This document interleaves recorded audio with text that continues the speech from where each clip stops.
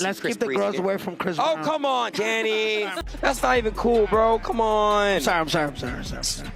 Let's keep the girls away from that guy. No, bro. I'm sorry. That's not. Come on, Danny. Although, you know something, here's the thing. I talked to a lawyer that was involved in that case, and from what he said is that Rihanna was beating the shit out of him first. And then Chris finally snapped. And that's Chris Brown and 6ix9ine ended up at the center of a moment that exploded across social media, and people have been talking about it ever since. During Brand Risk 14 in Las Vegas, 6ix9ine made comments on the mic that quickly grabbed everyone's attention.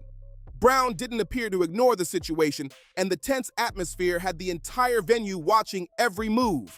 The night that sparked all the headlines was May 23rd, 2026, at the packed UFC Apex in Las Vegas. Adin Ross was hosting his Brand Risk 14 event live for millions to watch around the world. Celebrity boxing, MMA, and non-stop live stream chaos. Yo, remember on the first interview I had a purple wig. Second interview I had a green wig. Now I brought the Chris Brown. Filled the arena with energy that keeps the internet hooked. The card featured Ray J stepping into the ring against internet personality Super Hot Fire. Chris Brown was sitting ringside showing support for his friend, while 6ix9ine was on the commentary panel like he was right at home. Cameras covered every corner, catching every reaction and every expression. Nothing felt private because everything was being recorded from every angle. The whole event had that wild creator energy people see all over social media these days. Influencers packed the front rows, rappers filled the panels, and cameras followed every little moment. Brown had just wrapped up his time in front of the cameras, and the atmosphere still felt loose. The situation with me and all my situations. Yeah. Yeah? Like, you love giving other people benefit of the doubt. When it's me, it's like, Host Ben Dadon was finishing a short segment with a guest, everyone laughing and keeping things light. It seemed like another stop on the celebrity fight circuit that so many creators have joined lately. It was the kind of event where you expect jokes, viral clips, and entertaining moments instead of serious drama. Then 6ix9ine leaned toward the microphone and delivered remarks that had the internet talking nonstop for the next 72 hours. The entire room seemed to freeze for a second. Even through the live stream, viewers could feel the sudden change in the mood. Adin Ross's expression shifted almost instantly as the camera stayed locked on him. The smile disappeared, the energy changed, and the crowd fell quiet for a brief moment. He quickly tried to move things along before the situation became even more tense. Danny. Too late, though. Way too late. That clip spread instantly, like it detonated across every platform at once. TikTok, Instagram, X, YouTube. Within hours, it was everywhere. And within days, it was sitting at millions of views with no sign of slowing down. The algorithm couldn't contain it. It pushed the moment into every corner of the internet, no matter who you were or what you usually watched. Reposts stacked on reposts, reaction videos came in nonstop, and every gossip page, commentary channel, and random account online was running the same clip from a different angle. And that's when things escalated again, because what followed the clip mattered just as much as the clip itself. Reports started circulating that Chris Brown had responded privately to 6ix9ine with a video message. No text, no public statement, just an alleged video response that immediately became the center of speculation. According to commentary channels breaking it down in real time, the tone of that response was described as intense and unsettling, though nothing was ever publicly released or verified. Still, the idea of a private video sent the internet into overdrive. People who saw fragments of reactions hesitated before repeating details, while everyone else scrambled to figure out what was actually inside it. Almost instantly, headlines started flooding every platform. Chris Brown confronts 6ix9ine after viral comment. Chris Brown responds to 6ix9ine in private video. The framing shifted constantly, but the impact stayed the same. The internet believed something serious had happened behind the scenes. The thumbnails got louder, the edits got more dramatic, and the narrative snowballed fast. Given Chris Brown's long and heavily documented history of controversy, a large part of the online audience wasn't shocked that people jumped to worst-case conclusions so quickly. His name carries decades of public history attached to it, legal records, court proceedings, and widely discussed past incidents that have never left the cultural conversation. One moment in 2009 involving a former partner remains one of the most referenced points in his public image, and it continues to be brought up every time his name trends. That history is exactly why every new headline attached to him spreads so fast. People don't just react to the present moment. They react through everything they already associate with his name, whether fair or not. And once that lens is in place, even a simple viral exchange can start to look like something far bigger than what's actually been confirmed. The story around Chris Brown's public image has followed him for years, and once certain moments hit the internet, they never really disappear. Every time his name trends, those older headlines and images get dragged back into the conversation again and again. In 2009, he pleaded guilty to felony assault, which led to probation, community labor, counseling requirements, and a restraining order. The fallout also hit his career hard, with endorsements disappearing almost immediately and major brands stepping away fast. For a while, radio support cooled off, and the public conversation around him shifted into something heavier than just music. From that point on, every new release, interview, or tour announcement seemed to come with that history attached in the background. It didn't matter how many hit songs or sold-out shows he delivered, the narrative kept following him into every new era like a shadow that never fully left. In 2011, during a televised interview tied to that period of his life, tensions escalated backstage in a way that made headlines and added more fuel to the ongoing public scrutiny. Even without new charges, the perception of volatility became part of the broader discussion around him, and that reputation only grew louder over time. By 2012 and 2013, more reported altercations and industry conflicts surfaced in the media, including situations involving other artists and public figures, keeping his name consistently in entertainment news cycles. These stories spread quickly, and whether fully confirmed or heavily debated online, they contributed to a narrative that the industry couldn't ignore. In 2014, legal consequences tied to probation issues resulted in a short jail sentence, adding another chapter to an already complicated timeline. Through all of this, the pattern in public perception stayed the same. Every new controversy seemed to stack on top of the last, making it hard for the conversation around him to separate the music from the history. That ongoing reputation became part of why any modern incident or online clip involving his name spread so quickly. The internet doesn't forget easily, and once a narrative is locked in, it tends to resurface whenever something new happens. Every new headline in this story just piles on top of the last one, and the internet never lets anything fade away cleanly. One moment turns into a chain reaction, and suddenly the past is back in every conversation, again and again. By 2017, Chris Brown's name was already heavily tied to public controversy, including court-ordered restrictions involving a former partner and claims that surfaced in legal filings, all of which kept the media spotlight burning non-stop. In the years that followed, more incidents and allegations surfaced across different countries and situations, adding to an already complicated public image. In 2018, he was briefly detained in France in connection with an alleged incident, though the case did not move forward. Later, in 2020, a civil lawsuit involving claims tied to a private encounter was filed, seeking substantial damages, but it was ultimately dismissed in 2022. Brown denied the allegations and pointed to communication records that he said contradicted parts of the claim. As time went on, the pattern stayed the same. New accusations, legal filings, and media reports kept stacking up, even when cases didn't always result in convictions or formal charges.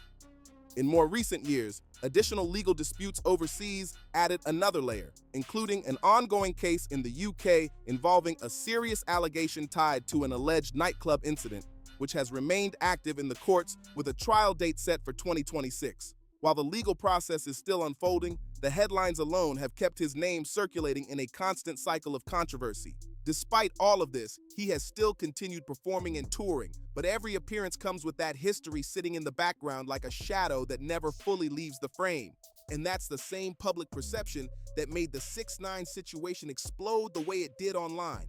When clips started spreading and headlines began forming, a large part of the internet didn't even pause to question it. They reacted instantly based on a reputation that's been built over years of headlines, allegations, and courtrooms. That's how quickly narratives lock in online, especially when a figure already carries that kind of reputation. To a lot of people scrolling, it didn't feel like an isolated rumor. It felt like something that could fit into an existing pattern, whether fair or not. And once that kind of assumption spreads, it moves faster than facts ever can. But the moment those reactions started flooding timelines, it also raised a bigger question about how 6ix9ine even triggered all of this in the first place. Because this didn't start with silence, it started with a comment on a live broadcast that lit the fuse in front of millions of viewers. And to understand why he said it, you have to understand the way 6ix9ine operates in that same attention economy, where shock value isn't an accident, it's the strategy, the persona, the chaos, the constant escalation. All of it plays into moments exactly like this, where one statement can ripple across the entire internet in seconds. So before anything else, the focus shifts to him, because behind the noise, behind the reaction, there's a pattern there too, waiting to be broken down. Daniel Hernandez, born May 8, 1996, didn't accidentally fall into controversy. It became part of his public identity over time, built through a mix of music success, viral moments, and constant legal headlines. Raised in Brooklyn, Bushwick specifically, with a Mexican and Puerto Rican background, he grew up in a tough environment marked by personal loss, including the death of his stepfather during his teenage years. That background shaped his outlook, but it didn't define the choices that later brought him into the public eye for very different reasons. When he broke through in 2017 and 2018 with aggressive, high-energy drill tracks like Gummo, his image exploded just as fast as his music did. The rainbow-colored hair, heavy face tattoos, and loud delivery became part of a carefully built persona designed to grab attention instantly. His strategy was straightforward and highly effective. Stay visible, stay controversial, and dominate every algorithm he touched. Online feuds, live stream moments, and constant social media tension all became part of the rollout strategy, turning his presence into a non-stop cycle of content that kept engagement high and conversations running. But even alongside the music success, his history includes serious legal issues that followed him into fame. In 2015, he pleaded guilty to charges related to inappropriate conduct involving a minor, resulting in probation and community service, a case that has remained part of public discussion around him ever since. Years later, in 2018, he was arrested on federal charges, including racketeering and firearms-related offenses tied to alleged gang activity connected to 9 Trey gangsters. The case drew major national attention and became one of the defining legal moments of his career, shaping how the public and industry viewed him moving forward. Through all of it, his public persona never slowed down. It adapted. Live streams, social media feuds, and constant engagement kept his name circulating even during legal battles, reinforcing a reputation built as much on controversy as on music. And that's the key context for this moment in the story, because the same figure being referenced in that viral exchange didn't appear out of nowhere. He came from years of built-up attention, conflict, and public scrutiny that still follows him today. He was staring down a federal case that could have ended in a life sentence at just 22 years old, and that moment changed everything about how the world saw him moving forward. Instead of staying silent, he chose to cooperate with authorities and testify in court against former associates, a decision that instantly split public opinion and permanently reshaped his reputation inside hip-hop. Those courtroom clips spread fast online, replayed over and over like viral entertainment rather than serious testimony. People dissected the way he spoke, the way he identified individuals, and how confidently he answered questions under pressure. The footage didn't just circulate, it became part of internet culture almost overnight. He ultimately received a reduced sentence of 2 years and was released early in 2020 during the COVID period under house arrest. But once he came home, his name didn't fade. It escalated. Every move he made seemed to turn into another headline, another clip, another viral moment, feeding the cycle. What followed was a constant string of public confrontations and online feuds. High-profile disputes with artists like Chief Keef, Casanova, Meek Mill, and 50 Cent kept his name circulating across platforms. In 2023, footage of him being involved in a physical confrontation at a gym in Florida spread widely online, adding another layer to an already chaotic public image. Over time, incidents at clubs, festivals, and public appearances kept reinforcing the same pattern, along with ongoing concerns about his legal status and potential immigration consequences tied to his record. Even with all of that controversy, his music still managed to chart whenever he dropped new material.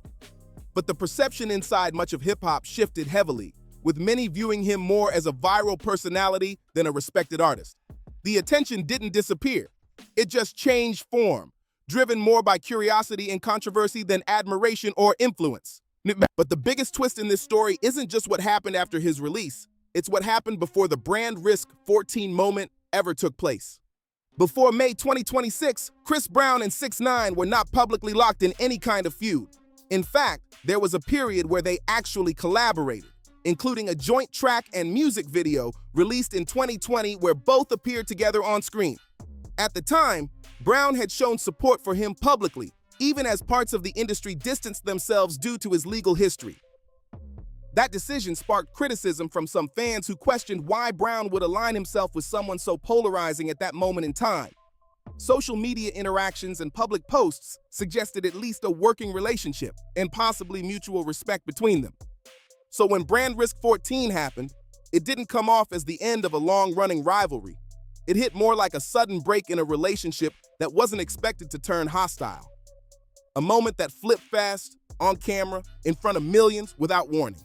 The reaction to what happened wasn't subtle. It spread fast and hit every corner of the internet like a shockwave. A lot of people saw the moment not as random, but as something built on years of tension, old interviews, and recycled controversy used for attention online. From that perspective, it didn't feel like a one-off comment. It felt like another entry in a long pattern of pushing buttons for reaction. Years before the Brand Risk 14 moment, 6ix9ine had already referenced Chris Brown's past in interviews and online appearances in ways that stirred backlash. During one sit-down with DJ Vlad, while discussing new tattoos and his public image, he suddenly shifted the conversation toward Brown in a way that caught everyone off guard. The topic came up without warning or context, turning what seemed like a casual interview into a viral moment instantly. In that same conversation, he made a remark comparing elements of his own appearance to widely discussed events from Brown's past, which sparked immediate criticism online for the way he framed it. The comment wasn't treated as harmless by viewers. It was widely clipped, shared, and debated across platforms, with many pointing out how sensitive and serious the subject matter was. DJ Vlad, known for pushing direct and uncomfortable questions in interviews, also introduced claims and perspectives tied to legal commentary around the situation, which added even more tension to the discussion. 6ix9ine then steered the conversation back toward his own legal history, using it as a way to reposition himself in the narrative rather than staying on the topic being discussed. This is where the pattern becomes clear. This wasn't someone suddenly reacting emotionally in the moment at Brand Risk 14. It was part of a longer-running approach to public attention, where controversy, provocation, and shock value are used as tools to keep engagement high and conversations constantly moving. At Brand Risk 14, the same dynamic played out again, just on a much bigger stage with far more cameras watching. What changed wasn't the behavior, it was the scale. A comment made in front of millions carries a very different weight than one made in a controlled interview setting. And this time, the reaction was immediate and global. Once the clip hit the internet, it didn't take long for response videos and commentary breakdowns to flood social media.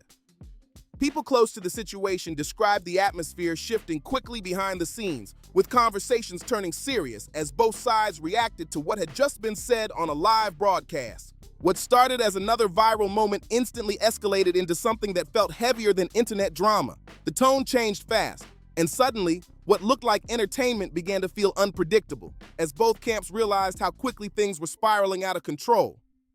Brown has always had a pattern when it comes to handling disrespect.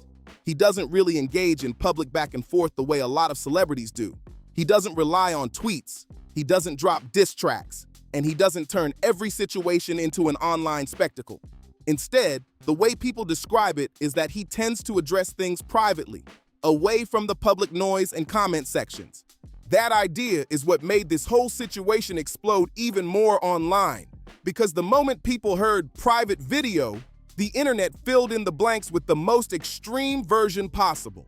Suddenly, every thumbnail, every clip, every repost started asking the same dramatic question. What actually happened behind the scenes, and did Chris Brown really attack 6ix9ine on camera? Here's where the record needs to be set straight clearly. Chris Brown did not brutally attack 6ix9ine on camera, not at Brand Risk 14, not after the event, not in any documented or verified situation connected to this incident. There is no confirmed physical confrontation between the two men tied to this moment, no police report, no arrest record, and no credible legal filing supporting that claim whatsoever. No punches, no physical altercation, No verified incident in a parking lot or backstage area. None of that has been reported by any legitimate source. The phrase brutally attacked that spread across social media platforms comes from heavily exaggerated clickbait framing built around a verbal exchange during a live stream event and an alleged private response video that was never publicly released or confirmed. When you strip all of that away, the core sequence is actually much simpler. 6ix9ine made a provocative comment during a live broadcast at Brand Risk 14. The clip went viral within hours, and afterward it was reported that Brown responded privately with a video message. What was in that video has never been verified publicly, and no actual evidence has been released showing its contents. Despite that, reaction channels and commentary pages quickly filled the gap with speculation, using dramatic language to describe it without showing proof. That kind of content stack, clip on top of rumor on top of interpretation, turned a basic exchange into something that looked far more extreme than anything that's actually been confirmed.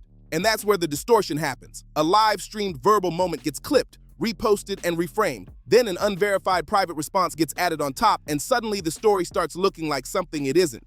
In reality, no credible source has produced evidence supporting the idea of a physical attack in this situation. What remains is the internet version of the story versus the documented facts, and in this case, those two things don't match. The viral narrative took off because it was the most extreme interpretation possible, not because it reflected what was actually confirmed to have happened. Everybody trying to outdo the last thumbnail, and that right there is the engine behind the whole situation. That's the machine moving in real time, every single day across every platform. Two public figures with well-known histories, a viral clip taken out of context, and an unverified claim about a private video. All of it gets thrown into the algorithm at once, and the system always pushes whatever version gets the strongest reaction. When you break it down, the real event was simple. Chris Brown and 6ix9ine had a verbal exchange during a live celebrity boxing broadcast. That alone doesn't dominate timelines. But once it gets reframed into Chris Brown brutally attacks 6ix9ine on camera, the engagement spikes instantly, regardless of what actually happened. In that space, accuracy becomes secondary to attention, and attention is what drives everything forward. And that's where the real issue starts to show. The story people argue about online isn't always the story that actually happened. It's the most amplified version of it. The truth gets buried under layers of reposts, reactions, and exaggerated captions because the truth doesn't generate the same volume of clicks. But the deeper angle in all of this isn't just the misinformation cycle, it's the contradiction that both sides of the moment exposed in real time. Once you look at it closely, the situation starts to reflect more than just a viral clip. It becomes a mirror of public perception and personal history colliding at the same time. In the middle of the broadcast, 6ix9ine made comments positioning himself in a moral light, suggesting boundaries and behavior expectations toward Chris Brown in a public setting. That moment immediately triggered backlash online, where users pointed to his own documented legal history and questioned the credibility of that stance. The phrase double standard started circulating heavily across comment sections and reaction videos. What made it spread even faster was how quickly people connected the dots between public statements and past records. The internet doesn't separate moments easily, so every action gets stacked on top of everything that came before it, fair or not. On the other side, supporters of Chris Brown reacted just as fast, flooding social media with defensive takes and escalating the tension through speculation about what could have happened rather than what was actually confirmed. That back and forth energy kept the story alive far beyond the original clip itself. In the end, both narratives fed into each other. The reaction, the counter-reaction, the commentary, and the speculation all became part of the same loop, where perception moved faster than facts, and the loudest version of the story became the one that traveled the farthest. Posts on X started flying everywhere the moment the clip went viral, and the reaction split instantly into two loud camps. Some people were predicting that things could escalate, while others were openly mocking 6ix9ine and questioning whether he could really stand on what he said in front of a live audience. But the part most commenters missed is that the response itself started revealing something deeper about how the internet processes these moments in real time. Because defending Chris Brown by threatening violence or pushing escalation against someone who mocked his past doesn't land the way fans think it does. Instead of strengthening an argument, it actually feeds right back into the exact criticism being discussed. The reaction becomes part of the narrative, and the narrative becomes even harder to control once it starts looping like that. At the same time, Brown's response style stayed consistent with what people have seen from him for years. He didn't jump into a public back and forth, didn't issue long statements, and didn't turn it into a social media war. Reports suggested he responded privately, continuing a pattern where conflict is handled away from the public timeline rather than through open confrontation. And whether that approach is seen as discipline or something more aggressive depends entirely on perspective. And that split in perception is exactly what keeps his public image so divided. Every action gets interpreted through whatever lens someone already had before the story even broke. And that's where the larger cultural context comes in. Brown's 2009 assault case involving Rihanna remains one of the most referenced incidents in modern entertainment history, and it continues to shape how almost every new controversy connected to his name is received online. The images, the headlines, and the documentaries that followed over the years have made it a permanent reference point in public memory. More recent projects and media coverage have revisited that history as well, including investigative-style documentaries that re-examine allegations and controversies surrounding his career. Brown has also pursued legal action in response to certain portrayals, though those efforts have had mixed outcomes in court. Despite that, the broader narrative around his name has remained deeply divided for years. At the same time, his career has continued moving forward on a commercial level. Tours sell out, music still charts, and major collaborations still draw massive audiences.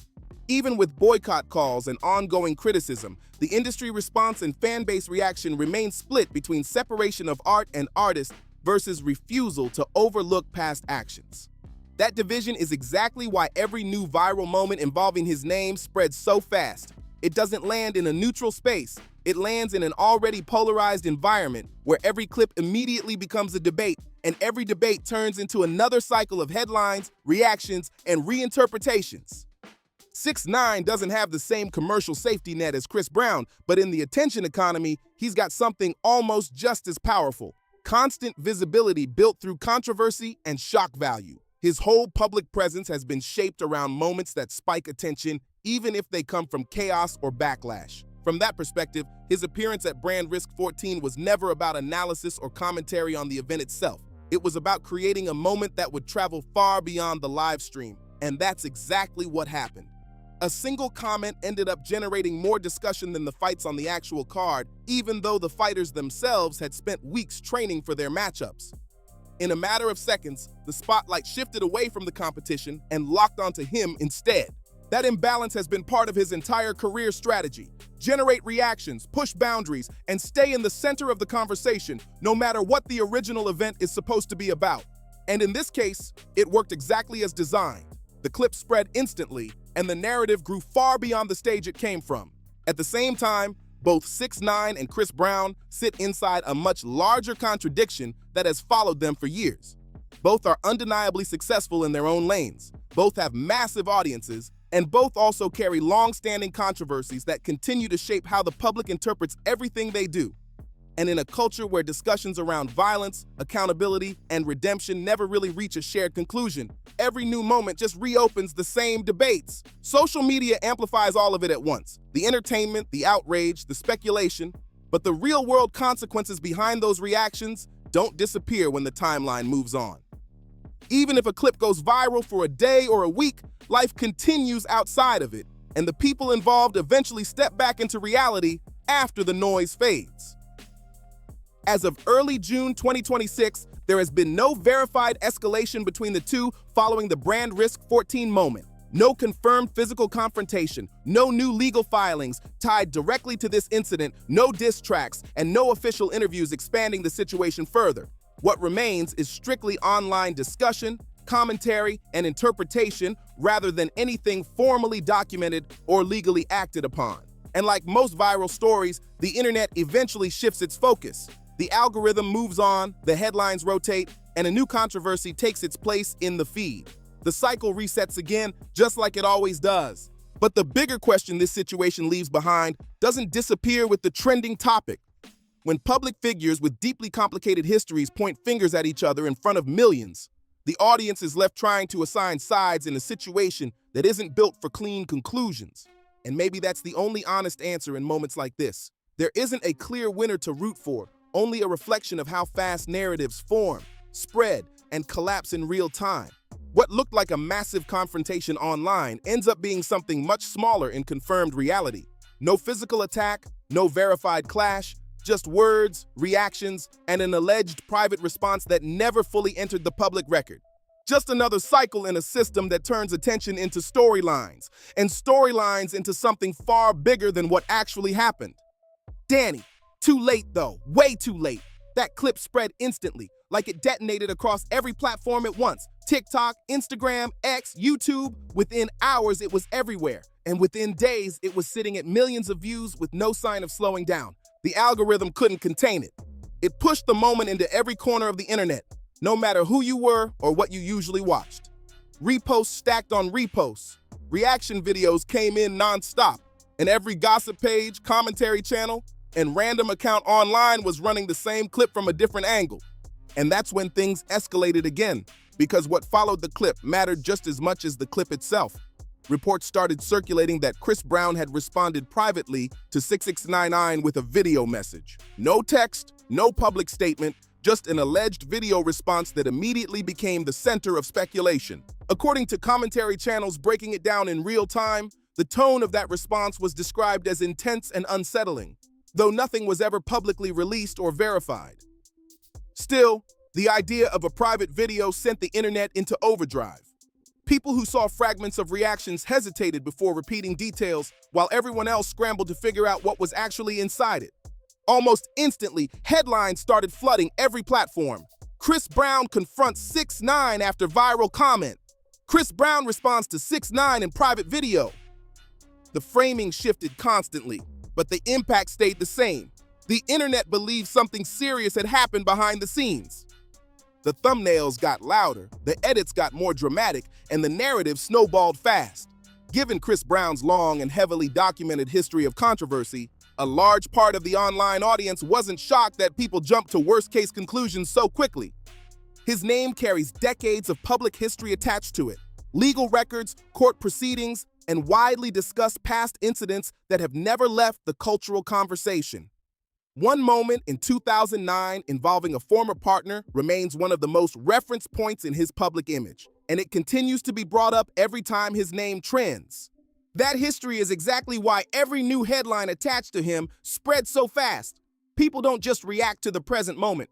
They react through everything they already associate with his name, whether fair or not. And once that lens is in place, even a simple viral exchange can start to look like something far bigger than what's actually been confirmed.